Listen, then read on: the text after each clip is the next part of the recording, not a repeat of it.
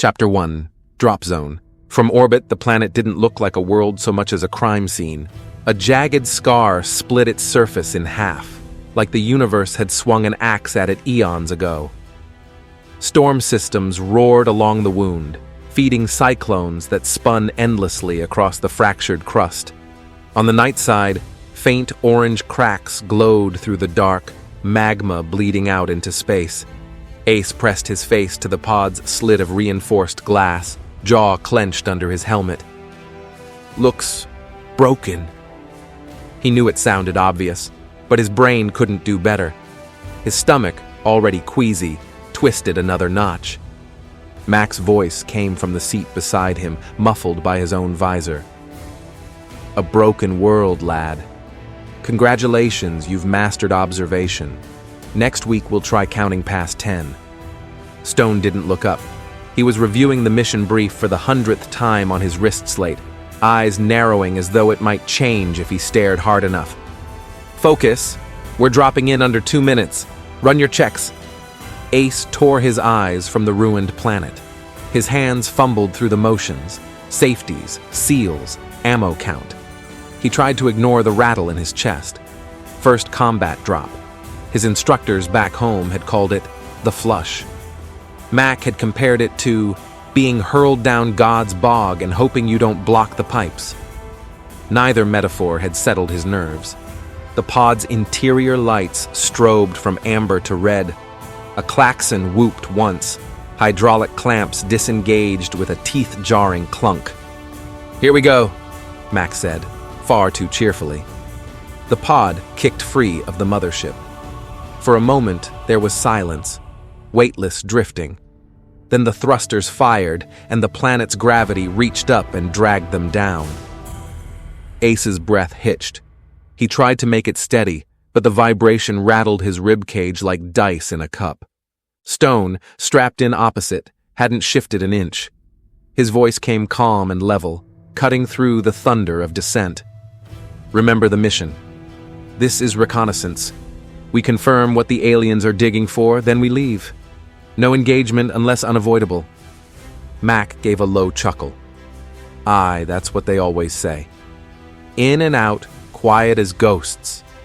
Then you know what happens? Guns, grenades, screaming. Someone loses a leg, someone else swears it was all according to plan. Seen it a dozen times." Ace shot him a look. "You're not helping." "Wasn't trying to, sunshine." The pod juddered violently as it hit atmosphere. Fire streaked across the view slit, painting the squad in a pulsing orange glow. Metal creaked, harnesses strained, teeth rattled. Ace squeezed his eyes shut. Mac whooped like a lunatic. Stone's face might as well have been carved out of granite.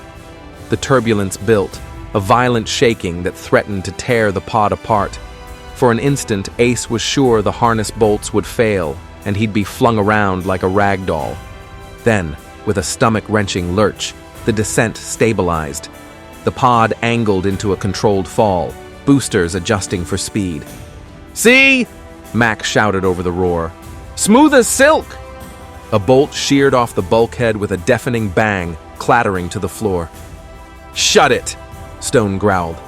Ace swallowed bile and muttered, "This is fine. This is fine. This is fine." The altimeter on his HUD dropped fast. 20,000 feet, 15,000, 10,000. Outside, clouds ripped past in tattered, electrified shreds. For a brief moment, Ace glimpsed the ground. Jagged plains of black stone, riddled with canyons, and the broken spires of a city that didn't look human. 5,000 feet. Thrusters fired again. The pod bucked hard, slowing its murderous plunge. "Brace!" Stone ordered. The impact hit like a titan's fist. The pod slammed into the ground with a deafening crack, bounced, then skidded sideways in a shriek of tortured metal before coming to rest, half buried in glassy rubble. Silence. Ace opened his eyes. Everything hurt, but he was alive. His HUD scrolled damage warnings, none fatal.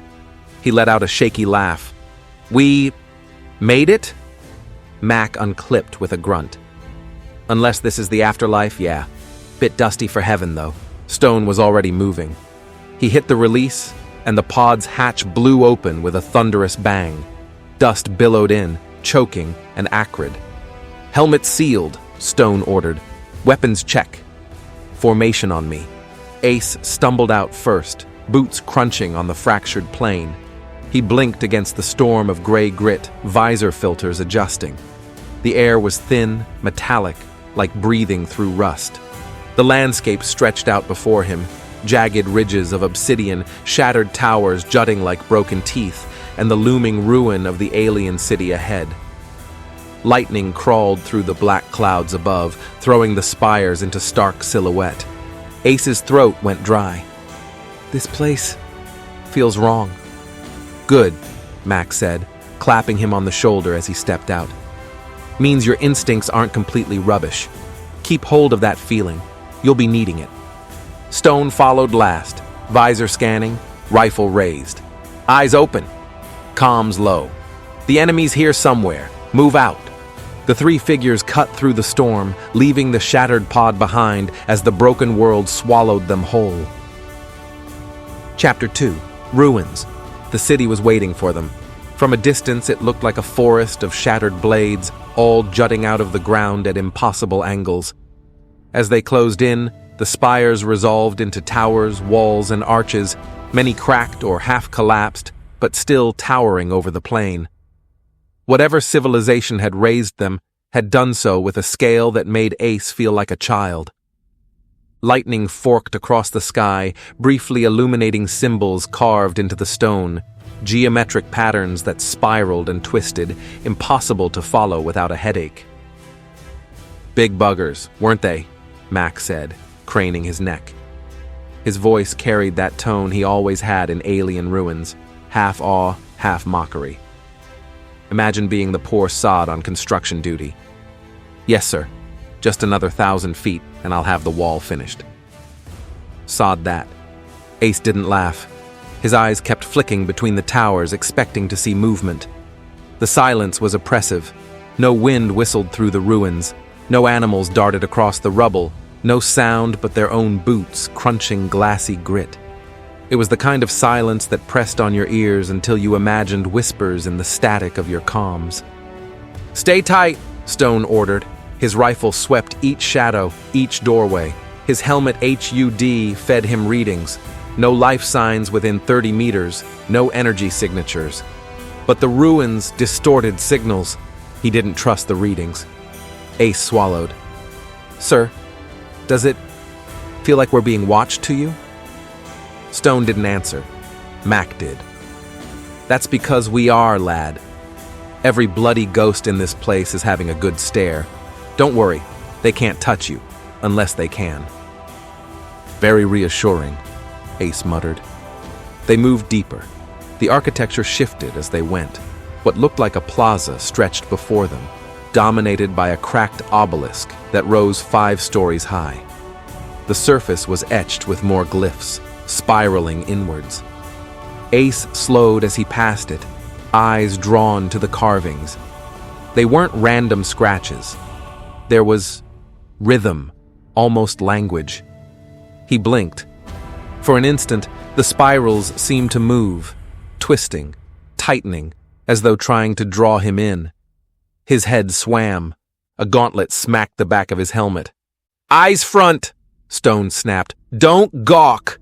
Ace jolted back into step, cheeks burning. Yes, sir." Mac chuckled. "Careful staring too long at alien scribbles.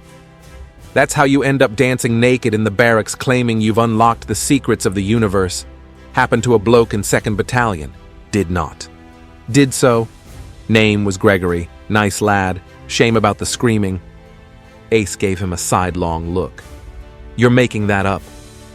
Mac's grin was audible. "Maybe." They pressed on, weaving through narrow alleys between leaning towers. The ground trembled faintly now and then, not constant, but like something vast shifted deep underground. Each tremor sent tiny shards of stone rattling down the walls. Ace's pulse quickened. "Did you feel that?" Stone gave the barest nod. "Geological instability. Stay alert." Geological instability, my arse, Mac muttered. Feels like the planet's got indigestion. And we're the indigestion tablets. They reached a broad avenue, flanked by broken statues, figures humanoid but elongated, their faces obscured beneath angular helmets. Many were toppled, shattered into pieces across the paving. Others still stood, cracked but upright, their eyeless visages staring down. Ace slowed again. Are those statues? Stone said. Ignore them. Don't ignore them, Mac countered cheerfully. Notice how their heads all turn just so, like they're watching us? Classic haunted ruin stuff. Next thing you know, one will move when you're not looking. Ace groaned. Why are you like this? Experience. They continued in silence for a while, the weight of the statues pressing on their nerves. Each step echoed too loud in the still air. Ace found himself glancing over his shoulder every few seconds. That was when the noise came, a faint clatter. Stone froze mid-step, hand raised. The squad dropped into cover, crouching behind a cracked wall. Ace's heart thudded. He strained his ears. At first he thought it was just rubble shifting. Then he heard it again, deliberate, metallic. Boots on stone. Stone's visor display flickered, picking up faint motion signatures ahead. 3 shapes, angular, moving with a precision that was not human. Aliens. Stone's hand flicked through signals. Hold. Observe. The squad waited. The figures emerged from the haze at the end of the avenue. Tall, armored head to toe in segmented plates, their proportions unsettlingly lean. Their visors glowed faintly green, sweeping back and forth with each step. Weapons were cradled with disciplined ease. Mac whispered over comms. Well, company's here. 3 of them, patrol formation. Same kit as last op, but shinier. Bet the armor costs more than my pension. Quiet, Stone snapped. The aliens drew closer, their heads scanning the statues as though checking each one. Then one stopped. Its visor flared brighter. Slowly, it turned its head toward the squad's position. Ace held his breath. Stone raised a hand. Don't move. Seconds stretched like hours. The alien tilted its head, insectile in motion, then let out a low electronic chirrup. The others responded, sweeping their weapons in new arcs. They were hunting. Stone's grip on his rifle tightened. He knew the order would come in the next breath. Chapter 3: Shadows in the Dust. The alien patrol moved like a machine, each step measured, weapons sweeping in flawless arcs. Ace's heart pounded so loud he was sure it would give them away. His visor's HUD flickered with faint motion markers. 3 hostiles, 30 meters, and closing. He pressed his back harder against the cracked wall, trying to make himself smaller. Stone crouched beside him, utterly still. His breathing didn't even fog the inside of his visor. Sergeant to the bone, calm while the universe shook. Mac, of course, whispered. Think they know we're here? Or are they just out for a pleasant stroll through the corpse of their civilization? Stone shot him a look sharp enough to cut armor. 1 finger to lips. Silence. But Mac was right. The aliens weren't just patrolling. They were searching. Their helmets swept from side to side with unsettling precision, like predators scenting prey. The lead trooper paused, tilted its head. The glow of its visor brightened. Ace's mouth went dry. He fought the urge to raise his rifle. If he fired now, he'd give away their position. If he didn't, the alien would find them anyway. A soft electronic chirrup burst from the trooper's helmet. The others fanned out instantly, weapons raised. Stone's hand flicked. Engage! Ace didn't think. He squeezed the trigger. His rifle bucked, spitting tracers downrange. The first shot hit center mass, sparking off armor. The alien staggered but did not fall. Then the ruins erupted in fire.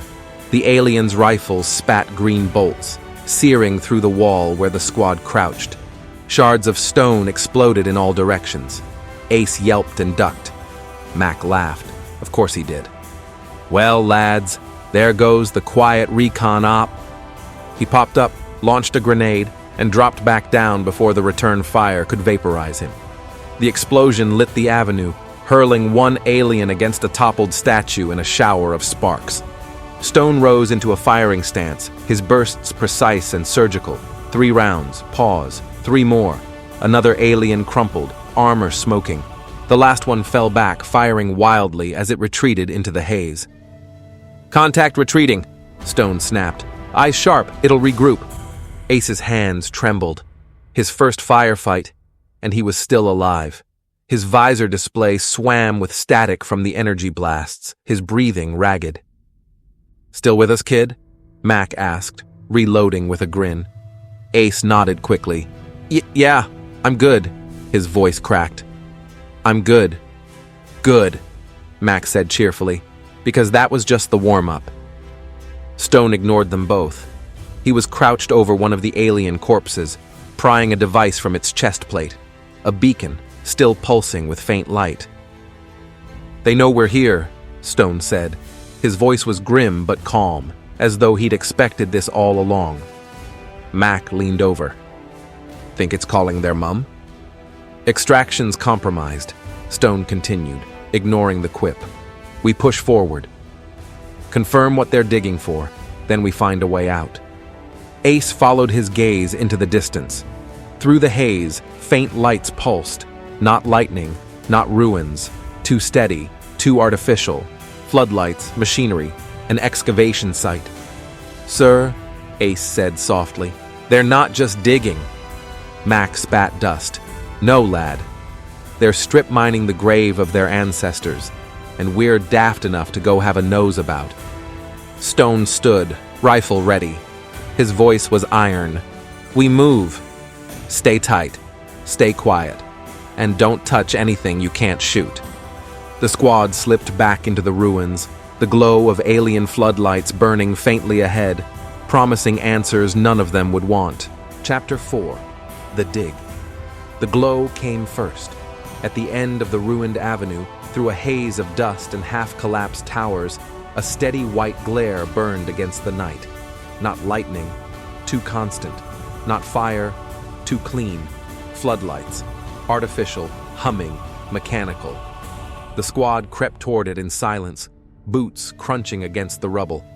Each step carried the weight of inevitability, as though the ruins themselves were urging them forward. Ace's visor magnified the glare as they drew closer. Shapes emerged in the gloom, scaffolding, cranes, great drilling rigs chewing at the earth. The air vibrated faintly with the rhythm of machinery. The aliens weren't just digging holes. They were strip mining the planet's very bones. Stone raised a fist, halting them at the lip of a broken wall. They crouched in the shadows, looking down. The excavation stretched across a crater the size of a stadium. Jagged towers of black stone ringed the site, leaning inward like the teeth of a vast maw. Within, the ground had been stripped bare, layer by layer, revealing a pit studded with half-buried structures. Floodlights ringed the crater, harsh white beams cutting through the haze. The glare reflected off alien armor. Patrols of troopers pacing the perimeter, their rifles glinting. Ace counted at least 20 in sight, probably more hidden in the scaffolds and watchtowers. His stomach clenched. "Bloody hell," Mac muttered. "That's not a dig site. That's an operation. They've got more kit here than I've ever seen outside a fleet yard, and we're 3 blokes with rifles." "Eyes open," Stone ordered. His voice was flat, but tight. He was already calculating, weighing odds. Ace's gaze wandered lower, drawn by motion. Figures toiled at the bottom of the pit, dragging rubble, loading carts, hauling cables. At first he thought they were aliens too, but then his visor adjusted. Not aliens. Humans. Thin, ragged, bent under the weight of their tasks. Their gear was shredded, little more than scraps of uniforms. A guard shoved one hard, sending him sprawling into the dirt. The others kept working, heads down, too afraid to even glance up. Ace's throat closed. He whispered before he could stop himself. "Prisoners." Mac leaned forward, visor narrowing. Well, bugger me. Thought we were the first boots down here. Guess not. Looks like half a company. Poor sods. Stone's jaw tightened. Slaves, forced labor. Ace couldn't look away. The prisoners' faces were gaunt, hollow-eyed.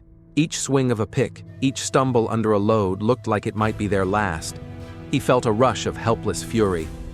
"We have to help them," he blurted. Stone didn't move. "Our mission is reconnaissance. They'll die if we don't. They'll die if we charge in blind." Stone snapped. His eyes never left the pit. "Focus. We confirm what they're digging for. Then we act." Ace bit back a reply. His hands trembled on his rifle. He hated the logic, hated that Stone was right. Charging in now would just get all of them killed, but leaving the prisoners there, it burned. Mac, sensing the tension, piped up. "Tell you what, lads. How about we don't die in the first 10 minutes, eh? We get eyes on whatever prize the aliens are after. We live to tell command, and then, maybe, we come back with enough guns to actually do some saving." Ace glared at him. "You don't even care, do you?" "Of course I care. I care so much I'd like to still have legs to walk home on afterwards." Mac clapped him on the shoulder.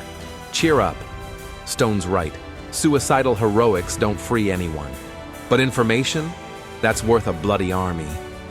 Ace looked away, jaw tight. The laughter in Mac's voice rang hollow to him. Stone adjusted his rifle, scanning the pit. "We move closer. Stay low. No one fires unless I say." They slipped along the rim of the crater, shadows moving between jagged ruins. The glare of the floodlights never reached here, but the patrols did. Twice they froze as an armored trooper passed within meters, visor sweeping. Ace held his breath each time, certain the glow would pin him, certain the alien would hear the thunder of his heart. But the patrols moved on, oblivious. They reached a shattered arch overlooking the deepest part of the pit. From here, Ace could see the scale of it. The aliens weren't just digging, they were uncovering. The stone walls of the pit gave way to carved surfaces, doorways, and tunnels plunging into the earth. Ancient structures, buried for God knew how long. And at the center, half buried still, loomed something vast. A structure of black stone, curved and angular all at once, its surface etched with spirals that seemed to writhe in the floodlights. Machinery clamped against it, tearing away layers of earth. Sparks leapt where drills bit too deep. Ace shivered. The sight of it made his skin crawl. "What is that?" he whispered. Mac leaned against the wall, visor narrowing as he zoomed in. "Well, it's not a coal seam. Looks like a bloody cathedral buried upside down, or a coffin the size of a battleship. Take your pick." Stone said nothing. His eyes tracked every detail, every guard movement, every crane. Calculating. Always calculating. Ace tore his gaze from the structure to the prisoners again. A guard shoved another worker so hard he tumbled down a ramp, landing awkwardly. No one moved to help. The guard barked something in a guttural alien tongue, weapon raised threateningly until the man scrambled upright again. Ace's knuckles whitened on his rifle. His voice shook. "Sir, we can't just—" "Quiet," Stone cut him off. His tone wasn't cruel, but absolute. "We don't have the numbers. We don't have the firepower. One shot and every trooper here will be on us. Look." He pointed with 2 fingers. Patrols on the rim, squads on scaffolds, sentries in towers. Ace followed his gaze, heart sinking. He was right. There was no way they'd last more than seconds in a frontal fight. But knowing it didn't make it easier to watch. Mac cleared his throat. So, aliens digging up spooky ruins, enslaving whoever's handy, building themselves a lovely light show. Question is, what are they after? Big rock? Shiny trinket? Doorway to hell? Stone finally spoke, eyes narrowing at the central structure. Something important. Important enough to guard. Important enough to kill, for he checked his HUD, adjusting his scope. We need proof. Then we decide. Ace followed his gaze again. back to the buried structure. His stomach twisted. Whatever it was, he had the sickening feeling they weren't meant to see it. They moved lower, slipping from ruin to ruin, each step bringing the pit closer. The floodlights grew harsher, bleaching the dust into pale fog.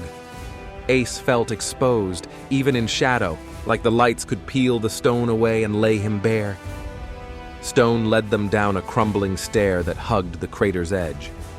It ended at a half-collapsed gallery overlooking the dig, one wall etched with ancient glyphs worn nearly smooth.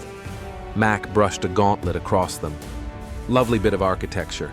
Shame it's all being chewed up by glorified power tools. He leaned close, visor glow faint on the carvings. See that spiral? Means something. Or maybe it's just an alien artist trying to impress his date. Either way, someone went to a lot of effort. Ace didn't reply.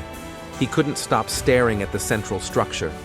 The more he looked, the more wrong it felt, as though his eyes weren't designed to process its geometry. Every line bent subtly the wrong way, every angle just shy of what it should be. He blinked hard, but the unease clung to him. Stone crouched at the gallery's edge, rifle scope fixed on the pit floor. His voice was clipped. Documenting. He raised his gauntlet, flicking on the micro-drone mounted there. The beetle-sized machine hummed free, wings buzzing as it darted into the air. Through Stone's visor, its feed streamed back, images of machinery, guards, the central mass of black stone. He guided it with tiny wrist gestures, keeping it low, weaving through scaffolds. Ace watched, fascinated despite his nerves. The drone swept past a line of prisoners straining at a cart, then dipped toward the exposed face of the buried structure. The feed blurred, static crackling across his HUD. Interference, Stone muttered. He adjusted, coaxing the drone lower. The spirals etched into the structure pulsed faintly in the feed, though no floodlight struck them directly. Then the drone whined, jittered, and tumbled. Stone swore under his breath. The feed cut out. Guess it didn't like being stared at, Max said lightly. Can't blame it. I don't like being stared at either. Stone ignored him, eyes sweeping for alternatives.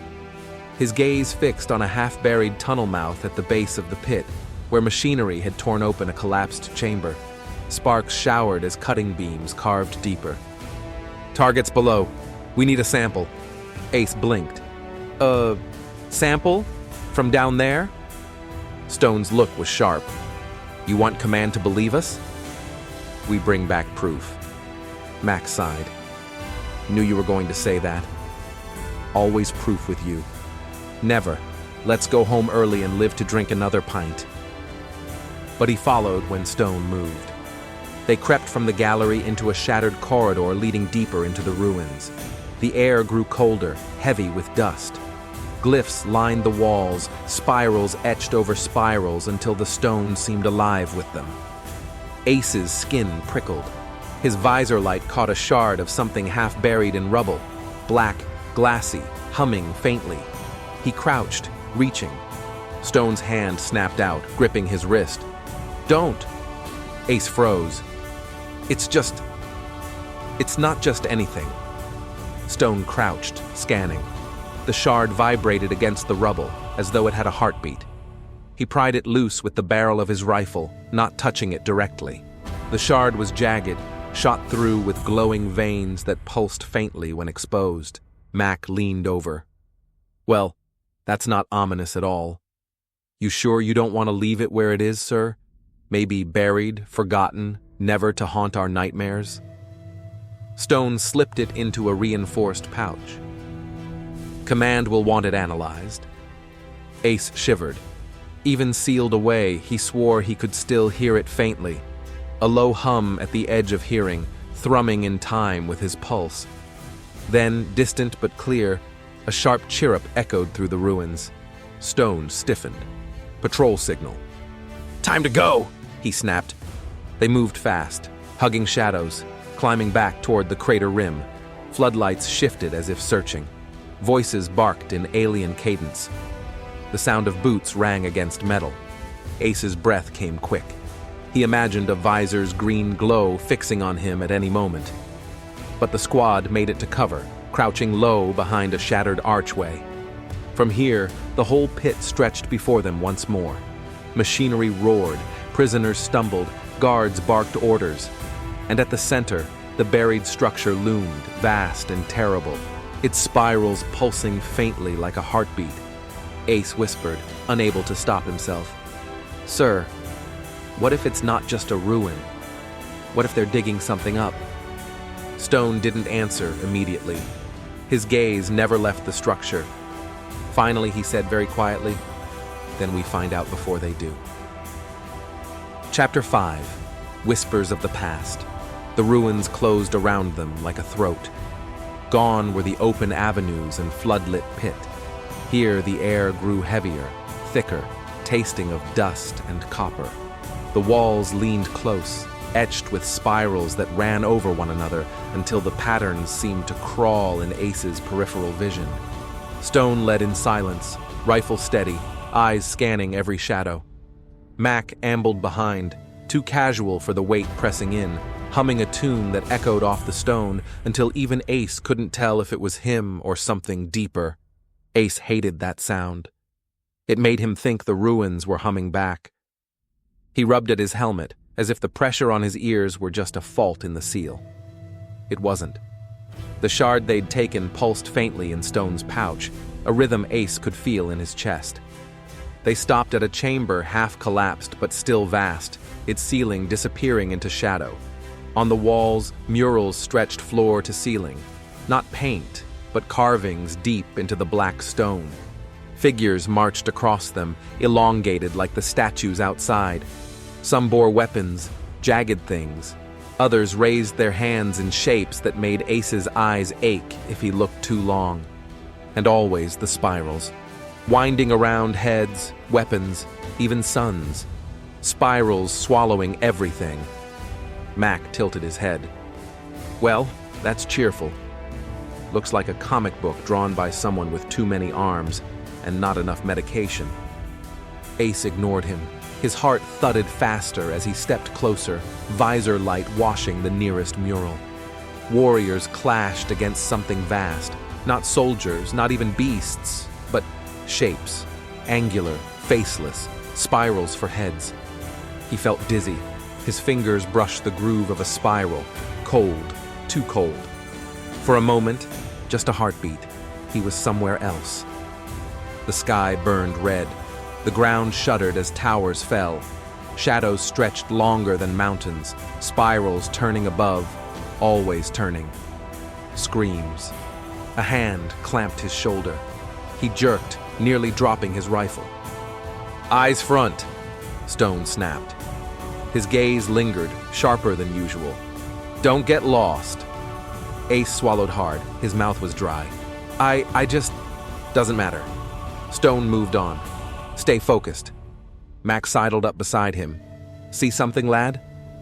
Ace hesitated. He wanted to tell him. He wanted to say, "I saw them die.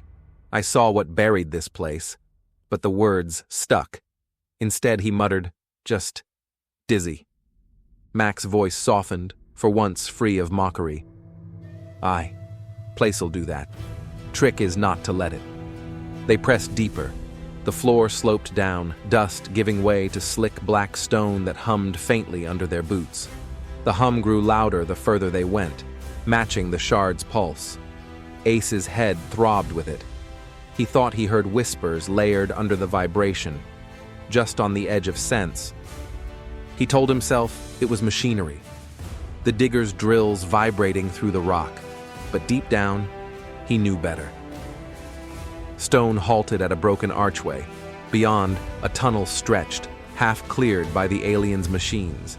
Cables snaked along the floor, leading to floodlights that glared against more spiraled carvings. And there, set into the wall, was another shard. Larger this time, jutting out like a black tooth, veins glowing faintly. Stone crouched, scanning. "They're extracting these. Whatever they are. The whole site's built around them." Max snorted. "Great. So we've risked our necks to find out the aliens are nicking spooky rocks. Command will be thrilled. Ace couldn't tear his eyes away. The shard pulsed, and with each pulse, he swore the whispers sharpened, syllables almost forming. His chest tightened. "They're not just rocks," he whispered. Stone turned, eyes narrowing. "Explain." Ace shook his head, frustrated. He couldn't put it into words. How do you tell your sergeant that a lump of stone is talking to you? That it's showing you things? He'd be written off as cracked. "I just know," he said lamely.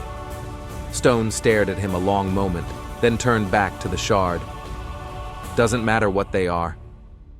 What matters is why the enemy wants them."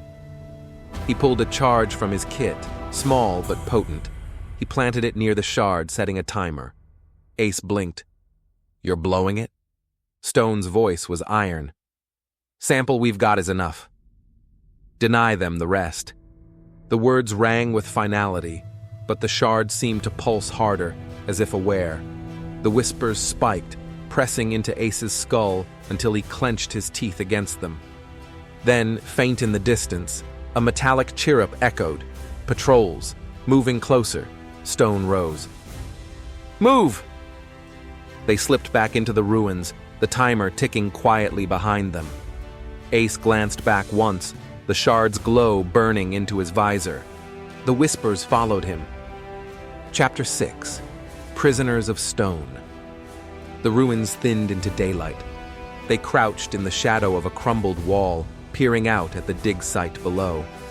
It was bigger than before, the pit yawning wider, scaffolds groaning under the weight of machinery, cranes swinging arcs of broken stone through the dust. But what made Ace's stomach knot wasn't the machines. It was the people. Half a dozen humans, gaunt, filthy, clad in torn work suits, shuffled along a track under guard. Their movements were slow, jerky, as if every step cost them more than they had left. Some pushed carts filled with rubble, others hauled cables, all under the rifles of alien troopers. Ace's hands clenched on his rifle. He hadn't seen another living human outside their unit for months. The sight hit like a punch to the lungs. He couldn't look away. Stone's voice was low, clinical. "Prisoners. Forced labor detail." Mac muttered, "Bloody hell." Thought Command said this sector was clear. Stone ignored him. His eyes scanned the pit, calculating. Patrol patterns, guard positions, choke points, the way a chess player sees the board. Ace couldn't stand it. "We have to do something." Stone didn't turn. "Our mission is intel, not rescue." "They'll die down there," Ace hissed. "They're already dead," Stone replied, flat as a blade. "We intervene, we compromise the mission. That intel doesn't get back, more die. Orders are clear." The words cut, but Ace's pulse hammered. He thought of the prisoners' faces, hollow-eyed, dirt-streaked, but still human. He thought of his brother, pressed into service years ago, never heard from again. For one wild second, he imagined spotting that familiar jawline among the prisoners. He blinked hard, forcing the image away. Max spat into the dust. "Orders, aye. But tell me, Stone, you sleep easier when you step over corpses you might have carried out." Stone finally looked at him. "You've served long enough to know the weight of command. And you've served long enough to know when command's wrong." Max shot back, low but fierce. The silence after was heavy. Dust drifted, floodlights buzzed. Somewhere below, a prisoner stumbled, and a trooper's rifle butt cracked across his back. Ace flinched. "Please, we can't just watch." Stone's jaw tightened. His eyes didn't leave the pit. "Options?" Ace blinked. "You mean—" "I said options, not excuses," Stone snapped. "We're outnumbered 20-1. You want to save them? Tell me how." Max smirked, despite the tension. "Now we're talking." He leaned forward, tracing lines in the dust with his finger. "See those fuel drums stacked near the crane? One spark, and that whole section goes up. Guards scatter, plenty of smoke. Gives us maybe 2 minutes to grab a few stragglers and leg it before they regroup. Stone studied the makeshift plan. 2 minutes, at best. Aye, enough to snatch half a dozen if we're quick. Or enough to get ourselves killed, Stone muttered. Ace's voice was tight. Better than leaving them. For a long moment, Stone didn't answer. His hand rested on his rifle, knuckles white. Finally, he exhaled. We move at nightfall. Hit hard, fast. No stragglers, no delays. We grab who we can and we're gone. Understood? Ace's chest loosened with relief. Understood. Mac grinned, though his eyes stayed hard. Knew you had a heart somewhere under that armor, Stone. Shut up and get ready, Stone said, but the edge in his voice was dulled. They pulled back into the ruins, finding cover to wait out the hours until dark. Ace sat with his back against the stone, rifle across his knees, heart still thudding. He told himself it was the right call, that they'd make a difference, even a small one. But as he closed his eyes for a moment, the shard's whispers stirred again in his skull, curling through his thoughts like smoke. Not enough. Never enough. He shivered. Chapter 7. Into the Maw. They moved when the lights were low and the world forgot to breathe. Nightfall here wasn't gentle. The planet traded day for a boiling electric dusk, a dimming of the floodlights, a thinning of the dust haze, thunder rolling like distant artillery. For the alien camp, it meant fewer patrols on the rim and more shift workers hunched over tasks below. For Stone, it meant the slender window they'd carved out, 2 or 3 minutes of chaos if they choreographed it right. Keep it quiet, Stone murmured as they clambered down a ruin rib to a ledge that gave them a cleft-angle view of the southern scaffolds. No comms. No glowing anything, eyes and ears. Sounds dull, Mac whispered back, voice warm as velvet in Ace's ear. You mean no jokes? You mean no getting us killed, Stone said. Ace hated the silence more than any noise. In daylight, he could see threat in the shape of a visor or the glint of a weapon. In darkness, his imagination built hazards out of simple shadows. He checked his kit twice, fingers fumbling with the familiarity of routine. Silent clips, blade sheath, the little smoke and flash charges Mac had jury-rigged into something like art. He tried to breathe slow and steady. The plan was stupid, fragile and brilliant. Mac's sabotage would start a localized inferno at the fuel cache that would draw guards and create a choking wall of smoke. Stone would storm the nearest access ramp with Ace and Mac providing cover. They'd grab as many prisoners as they could lashed together, then sprint through the maze of wreckage back to the extraction route Stone had marked. An old transit tunnel half buried but passable if you didn't mind a tumble into the dark. Timing, Stone said. 2-minute window once the drums blow. We get in, we get out. No one gets sentimental. Sentiment's overrated, Mac muttered, and Ace heard the quaver under the jest. He knew Mac meant it. They slipped closer under a ragged overhang. The fuel drums crouched under a crane like a sleeping animal, painted in alien glyphs, but the corrosion and human-cobbled seals gave them away as the one weak point in the camp's periphery. Mac crept from shadow to shadow, a shadow himself, and set micro-sparkers along the seams. He moved like he'd done this 1,000 times. Ace moved like his boots were glued to the stone.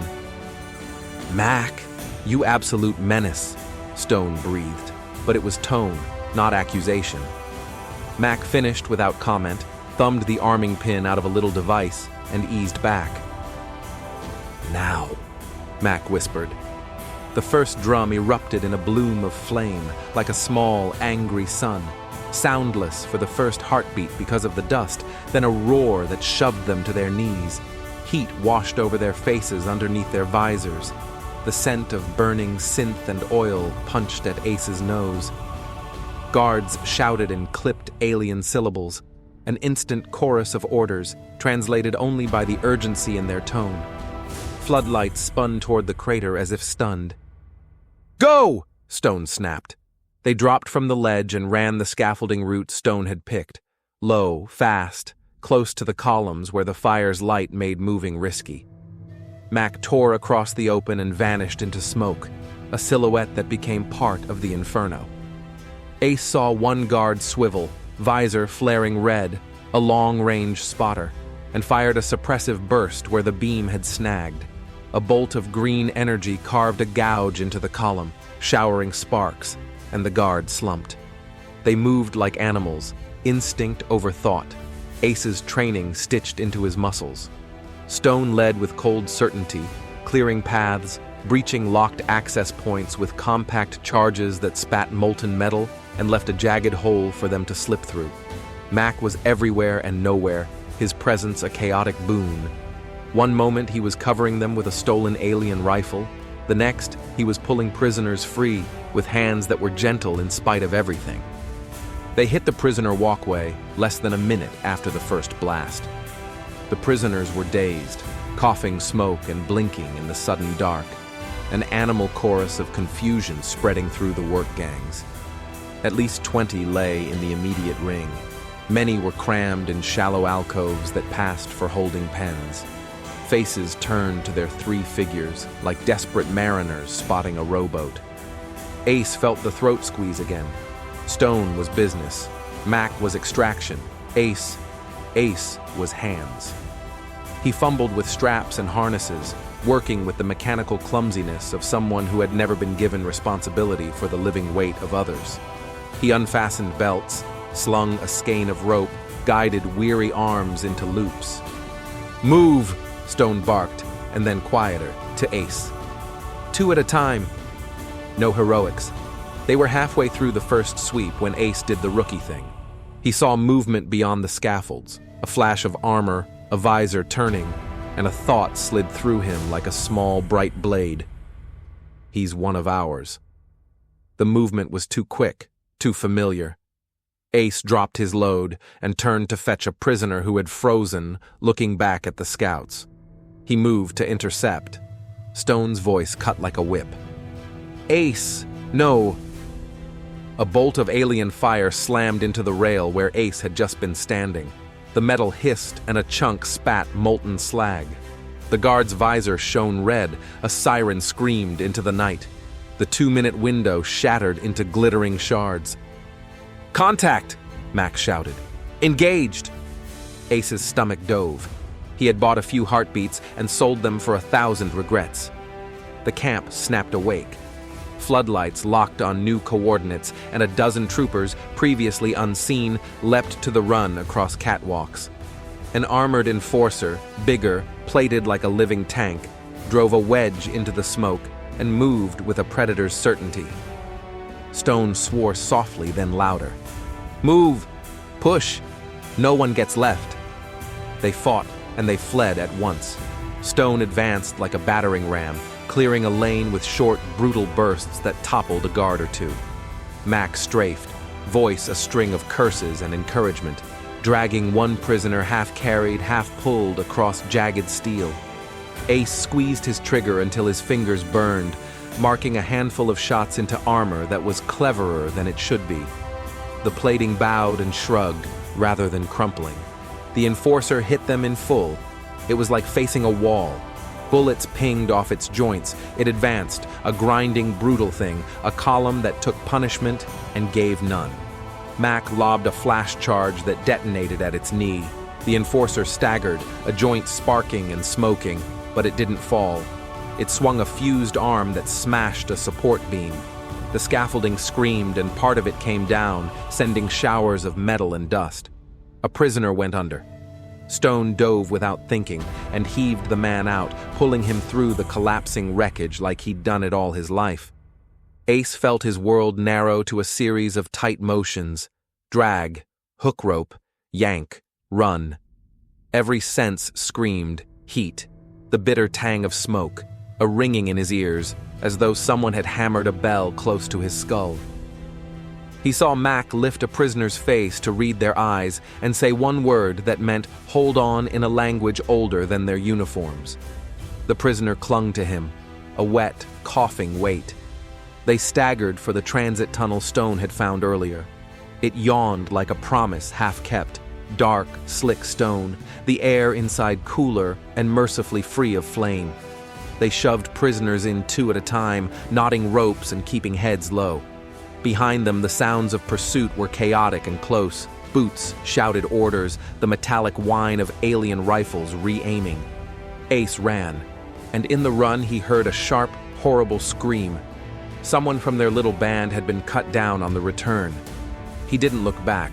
Stone's orders were carved into him, but the cry lodged like a splinter. They hit the tunnel, and Stone slammed a charge across the mouth, setting it to sprawl and collapse after them. 5 seconds, Stone called. Go! They pushed and shoved. A man grabbed Ace's hand, eyes wild, and for a single brittle instant, Ace saw everything he'd been trying to save. Family, small rooms, laughter, flash across a stranger's face, and then gone.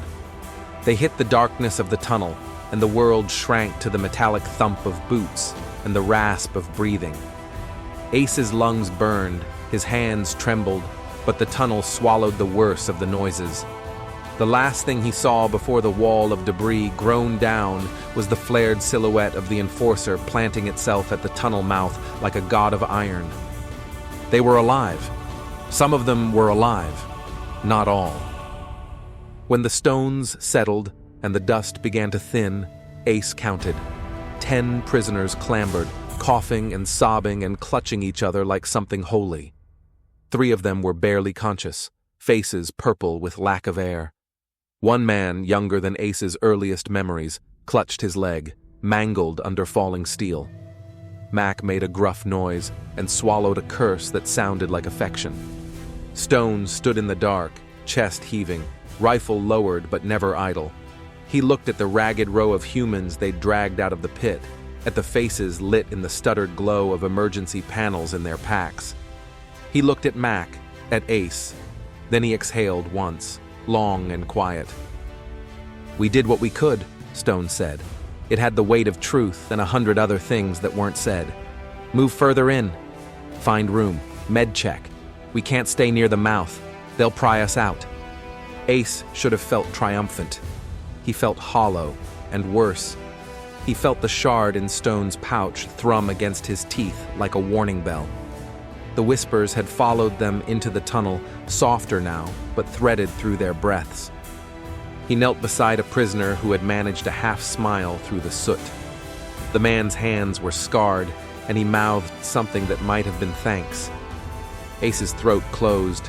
He swallowed the sob, and instead offered the man a strip of ration and a nod that meant you're safe for a moment.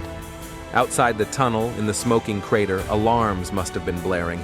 The enforcer's silhouette had vanished from the mouth, and the night resumed its slow, terrible breathing. Somewhere in the camp, they would be corralling, counting losses, rearming.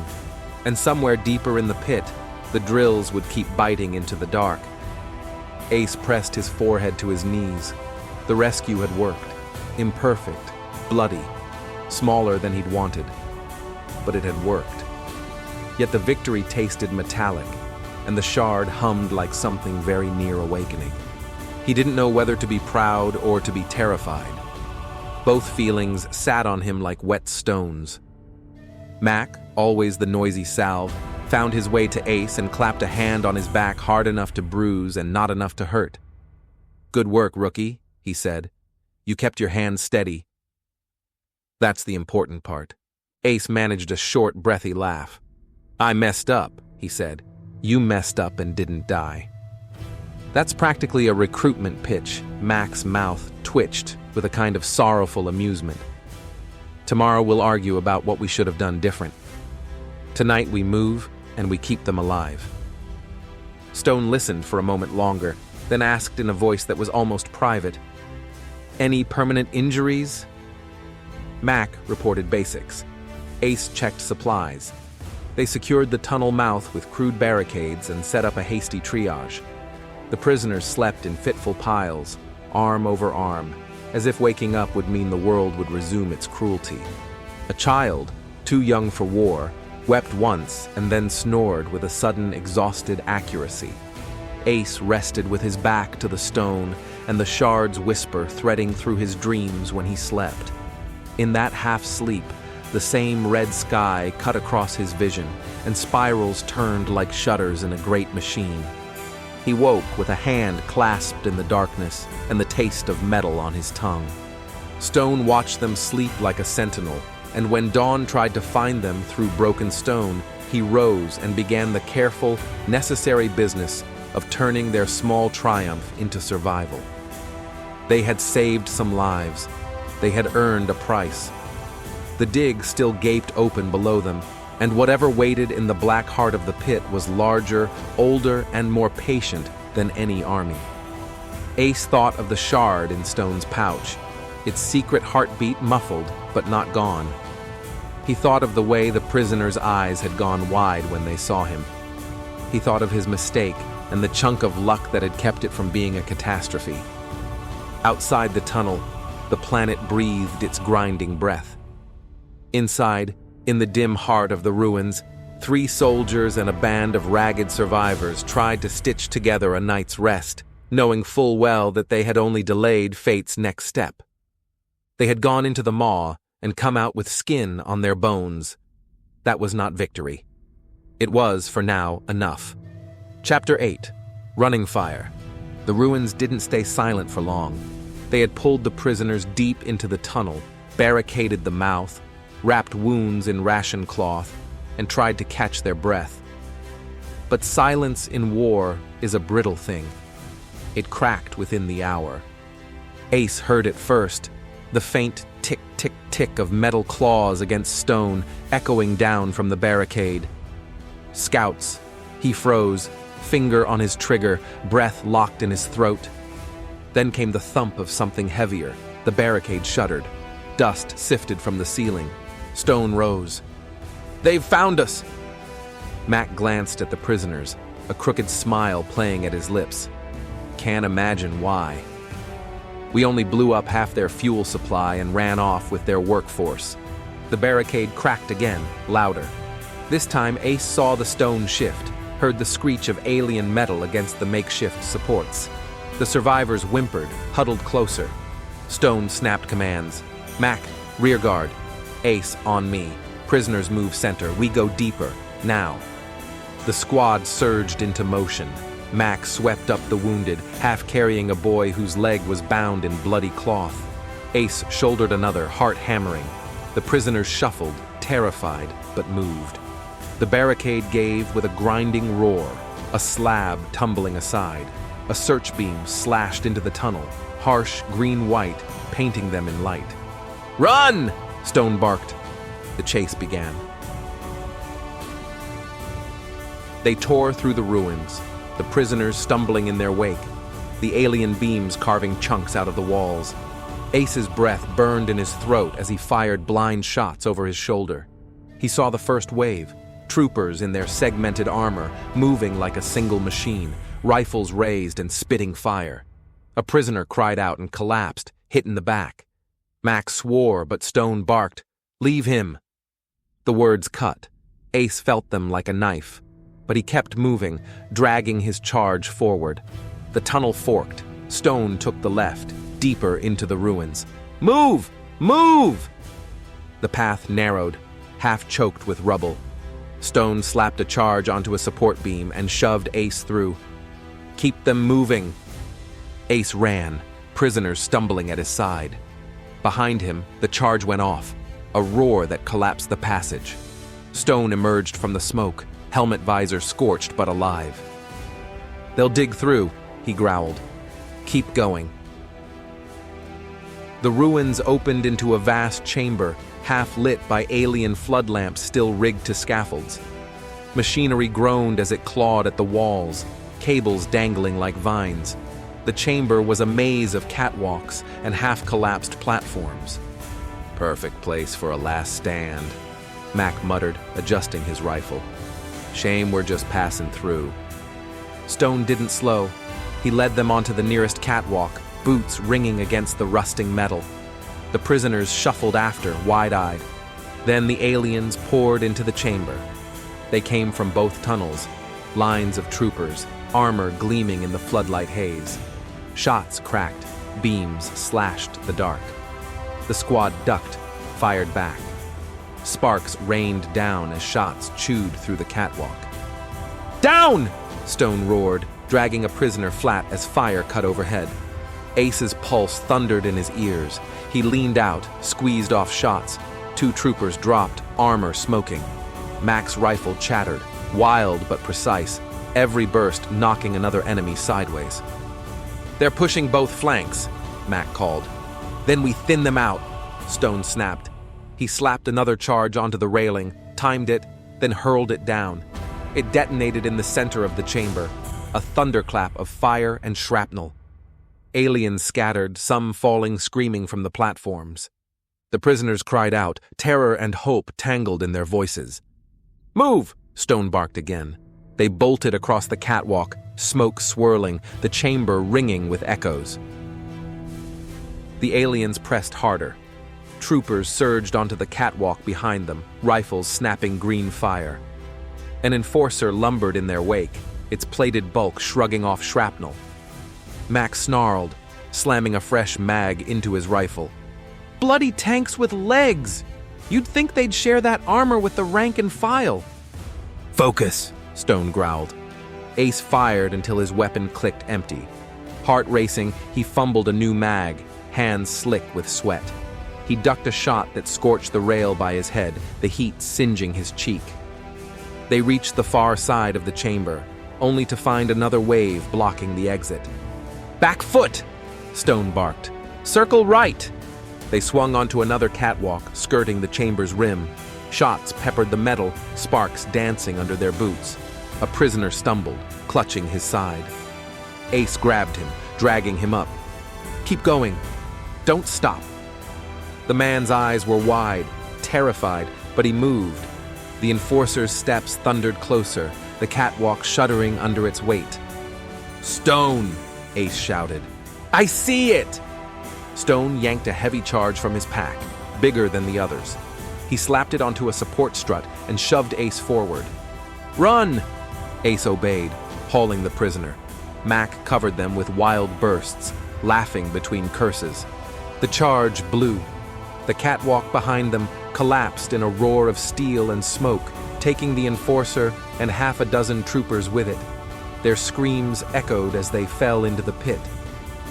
Ace looked back, chest heaving, and saw only dust. Relief washed through him, brief, fleeting. "Don't stop!" Stone snapped, shoving him onward. They reached a narrow passage sloping deeper into the ruins. The squad herded the prisoners through, shots ricocheting off the stone as the surviving aliens fired after them.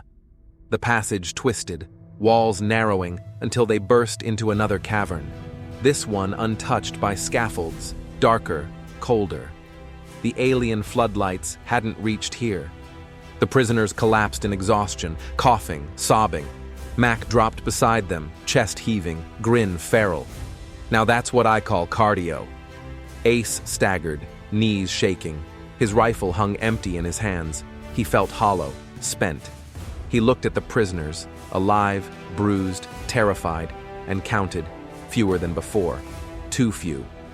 Stone stood, silent, scanning the cavern. His visor glowed faintly in the dark. Ace swallowed hard. We lost some." Stone didn't look at him. "We saved some." Mac chuckled darkly. "Always the optimist." Stone turned then, his face hidden but his voice sharp. "They're alive because of us. That's enough." Ace bit his tongue. The words tasted bitter, but he couldn't argue. Then he felt it again. The hum. Deep in the cavern, past the shadows, something pulsed. Faint, steady, like a heartbeat in stone. The shard in Stone's pouch answered, its glow leaking through the fabric. Ace shivered. The whispers crawled into his skull, louder now. "Come closer." Chapter 9. The Thing Below. The cavern had swallowed them whole. After the running fire, after the screams and the thunder of falling catwalks, the silence pressed down like a weight. The prisoners collapsed first, their bodies giving in to exhaustion now that survival wasn't measured in seconds. They slumped against the walls, coughing, some weeping quietly into their hands. Mac flopped onto a block of fallen stone, helmet canted to one side. He blew out a long breath, then chuckled hoarsely. Well? That was invigorating. Who's up for round 2? Nobody answered. Ace leaned against the wall, chest heaving, rifle slack in his grip. His ears still rang from the charges Stone had set, every heartbeat echoing against his ribs. Sweat had carved tracks through the dust on his face. He swallowed, trying to quiet the pulse of panic still churning through him, but the silence only made it louder. Stone stood apart. He hadn't sat, hadn't slumped, hadn't moved much at all. He scanned the cavern with the stillness of a statue, visor glowing faintly. One hand rested on the pouch at his hip, the one holding the shard. Ace caught himself staring at it. He didn't mean to, but his eyes kept being dragged there, to the faint flicker of light leaking through the fabric. He could hear it again. Not words exactly, more like the shape of words, the way thunder shapes air before lightning splits it. Come closer. He rubbed at his ear as if that might dislodge the sound. It didn't. The cavern stretched away into blackness. Their lamps picked out jutting rock, collapsed rubble, and veins of something metallic that glimmered faintly under the stone. The air was dry but heavy, as if they were breathing the weight of centuries. Right, Mac said after a long, brittle pause. He patted his chest as if checking he was still solid. Quick show of hands. Who else feels like we've just wandered into a tomb that doesn't want us here? A few of the prisoners whimpered. One muttered a prayer under his breath. Stone ignored him. Ace, sweep the left perimeter. I'll take right. Mac, keep them calm. Ace blinked at him. Calm? They're terrified. Then keep them alive, Stone snapped, and moved off without another word. Mac raised his brows. Cheery as ever, he leaned forward, resting his rifle across his knees, and looked at the prisoners. You heard the man. Everyone breathe. Pretend this is just a scenic detour. Nobody laughed. Ace's lamp cut a cone through the dark. He kept his rifle high, every muscle aching, every nerve stretched taut. The cavern floor dipped unevenly, sometimes smooth, sometimes jagged with half-buried debris. He stepped carefully, boots crunching in the dust. The deeper he went, the clearer the hum became. It thrummed in the stone, in his teeth, in his bones. Like the cavern itself had a heartbeat. His lamp swept over something half swallowed by rock. Not stone, not machinery like the aliens had dragged in. Something else. A surface, smooth and metallic, with faint lines running across it. At first, he thought they were scratches, but as he drew closer, he realized they glowed. Faint, pulsing, like veins. He reached out before he realized what he was doing. His fingertips hovered an inch above the metal, tingling. The whispers rose in a sudden rush, drowning thought. We are waiting. Ace! He flinched, hand jerking back. Stone stood a few meters away, visor haloed in lamplight. You feel it, Ace said before he could stop himself. Stone didn't answer. He just looked at the wall, then at the pouch on his hip. His hand tightened around it. It's here. What is? Ace whispered. Stone turned his head slowly toward him. The reason they're digging. They followed the vein of metal deeper into the cavern. The prisoners trailed behind, muttering, their footsteps dragging. Mac kept up a running commentary that wasn't fooling anyone. Lovely decor, isn't it? Really brightens the place up. Could do with a fresh coat of paint, mind, and maybe less ominous glowing veins. Nobody told him to shut up, which only made the silence between his words worse. The metal spread wider the deeper they went, until the cavern walls were no longer stone at all, but sheer planes of alien alloy. Not bolted together, not built, grown, fused seamlessly, as if the cavern had been hollowed to make way for it. The veins of light pulsed faintly across the surface, impossible patterns that bent and curved in ways that made Ace's eyes ache if he looked too long. And then they found the door, if it could be called that. It was vast, stretching from floor to ceiling, its edges curved in shapes that refused to resolve into anything familiar. No hinges, no handles, just surfaces that seemed both flat and deep at once. The veins of light converged there, running into its center, pulsing like breath. The prisoners fell silent. Even Mac stopped. Ace felt his throat dry out. The whispers filled him now, louder than before, tumbling over themselves. Not words, not quite, but meaning pressed against the edges of his mind, waiting, inviting.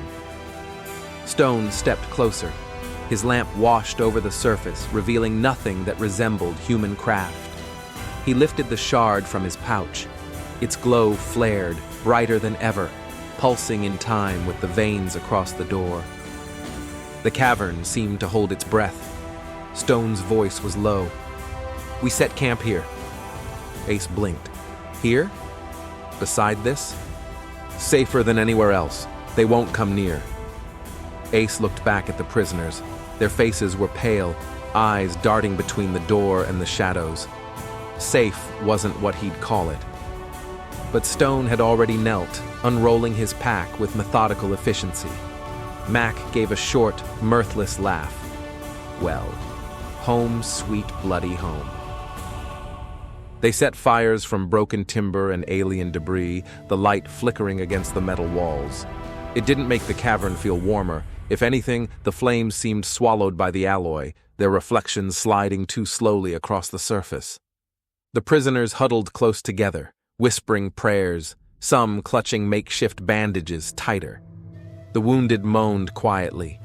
Mac tried passing out ration packs, making quips about fine dining. A few managed weak smiles, but most just stared at the door. Ace sat apart, rifle across his knees. His eyes kept drifting back, no matter how he tried to look away. The veins pulsed gently, endlessly, the rhythm sinking into his skull. He closed his eyes, but the image burned behind his eyelids. Open. He snapped them open again. His breath hitched. Stone sat across the fire, motionless, the shard in his hand. He wasn't even pretending to rest. He just watched the glow, visor reflecting its light. Ace shivered. The hours dragged. Exhaustion gnawed at them, but no one truly slept. The cavern hummed, the door pulsed, and every flicker of firelight made the shadows crawl across the walls. At one point, Mac spoke, voice low. "You ever get the feeling you're being stared at?" Ace didn't answer. He didn't need to. The cavern felt alive, watching, waiting.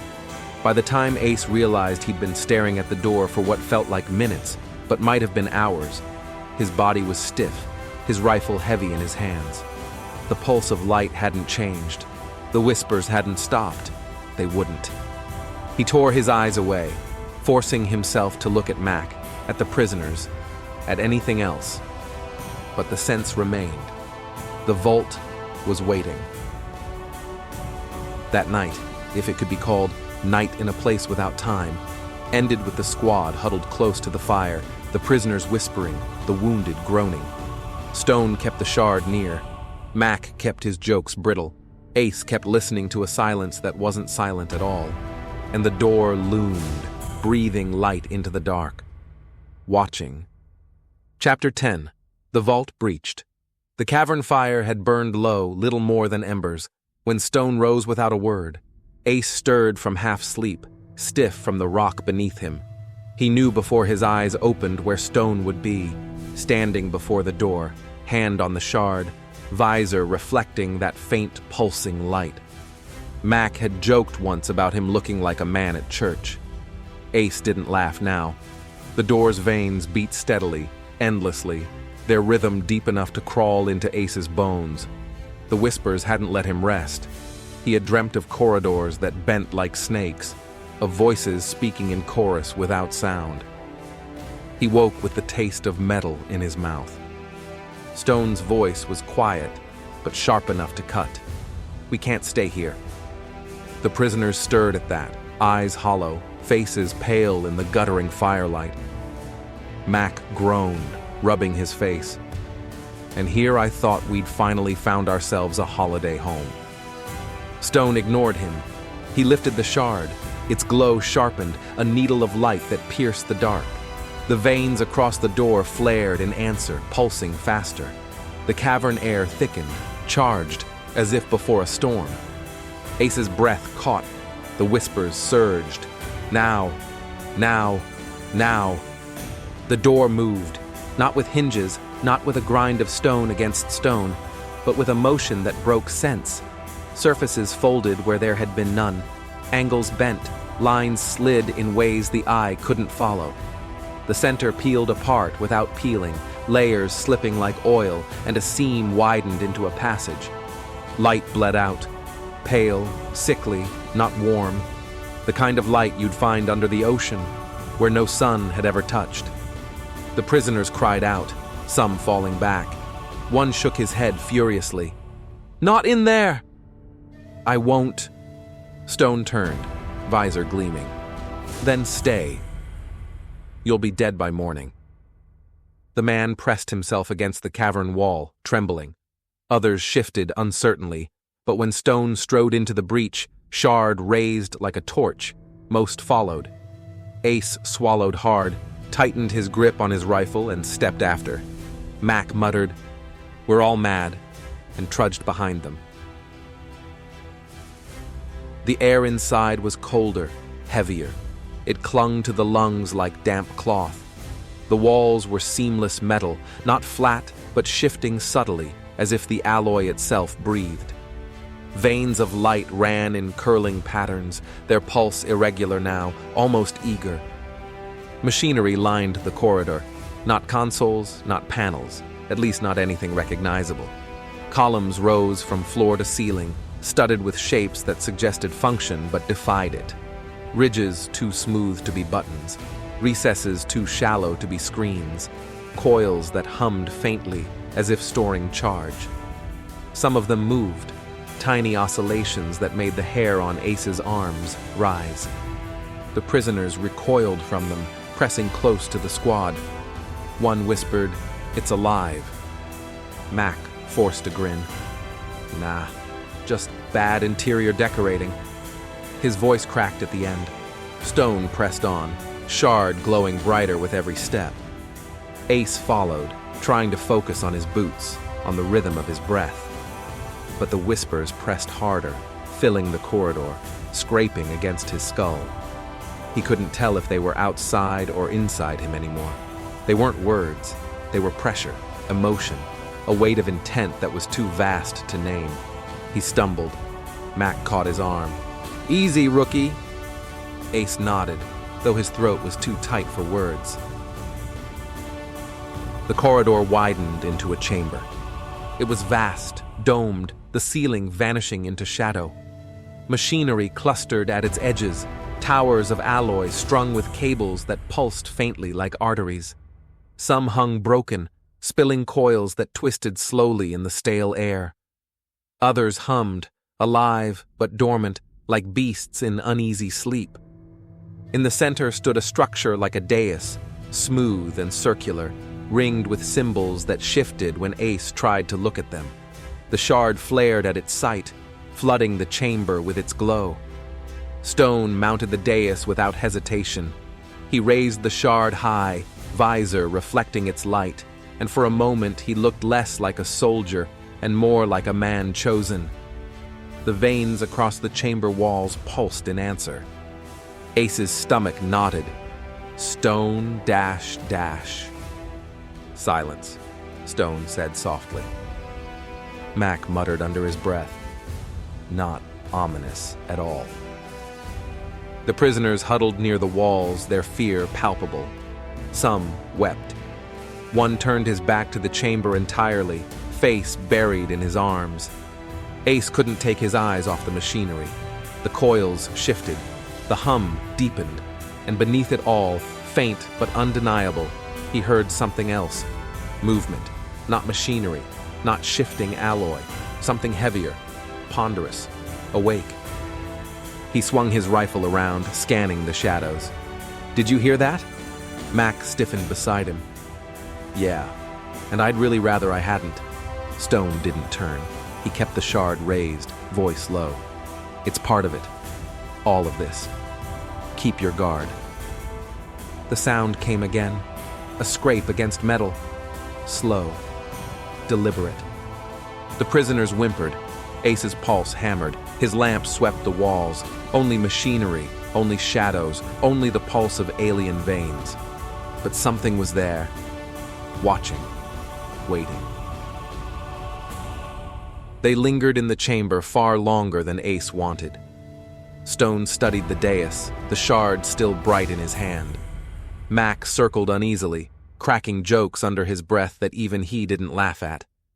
The prisoners clung to the walls, trembling. Ace stood guard, rifle steady, but his eyes kept flicking to the shadows. The scrape came again, closer this time, then silence. The whispers surged, nearly deafening now. Not alone. He squeezed the rifle tighter. His breath came ragged. He wanted to speak, to warn, but his voice felt locked inside him.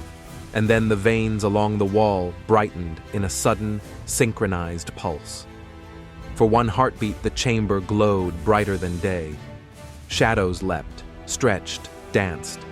In one of them, just for a moment, something moved, something vast.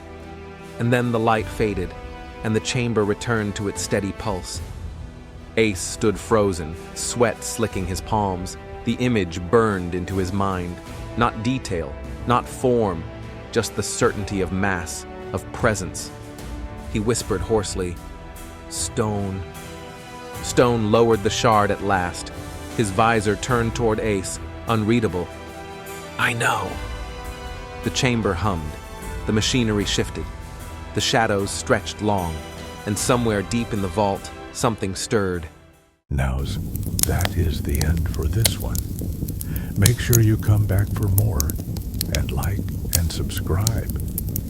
See you soon.